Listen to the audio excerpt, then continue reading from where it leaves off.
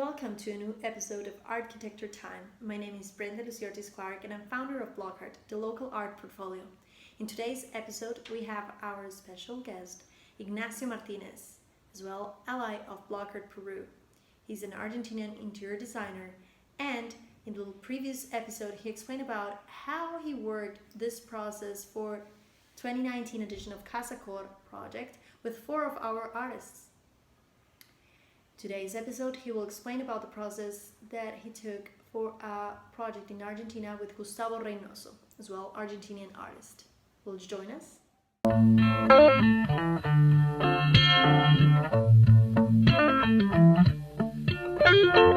In today's episode, Ignacio will explain more about the process that he took in his hometown, Buenos Aires, with a very special artist from Argentina too, Gustavo Reynoso. But before, let me remind you that Ignacio, in the previous episode, he explained about the process that he took for a project in Casa Cor 2019 edition with 4 of our artists. That 2 of them, currently right now, Emilio Longi and Patika Jenkins Gibson, are part of Dona Con Arte fundraising event with Anikem, the association that helps child burn victims. In case if you're interested to take a look in the art pieces available for this fundraise, you just need to click on the link in the bio. Now, let's hear it from him. Hey everyone, it's me again, Ignacio Martinez Arguello. And today I want to talk to you about art. Why it's so important to live around that, how I use it on my projects, and what makes a difference. So, I guess I've always been close to art. Ever since I was a kid, my parents used to take me to museums for summer or winter courses, visiting artist workshops. I even used to draw a little bit back then. But in no way I consider myself an artist. I just kept my eyes open to what's beautiful. And I feel like that's a major part of my job. Things can be just functional or plain beautiful, because that would be superficial. To me, art is another way of communicating something, kind of like a new language. Just like I use color to evoke a certain emotion, art has the same attributes. So when I graduated from interior design school, one of the first jobs I got was with this big commercial real estate broker. It was a big office on the 27th floor in Puerto Madero. For those who don't know, it's a very modern neighborhood in Buenos Aires. It's like their new financial district. And this company was one of the first ones to implement the open plan concept. And since they do real estate, I imagine each of the several meeting rooms and offices to have a different neighborhood personality. Kind of like if you've seen the plan from above, you would see a map of Buenos Aires. So I wanted it to feel urban, kind of like a street intervention.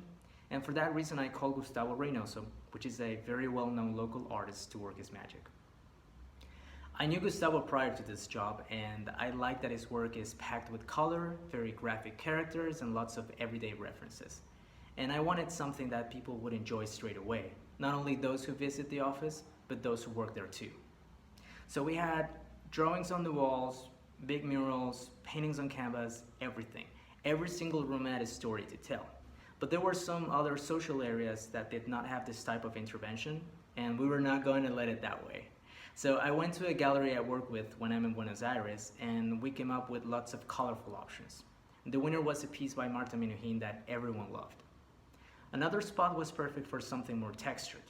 So I reached out to Alexandra Queajoglu, which is another famous artist from Argentina, and she does these amazing tapestries with nature-like scenes.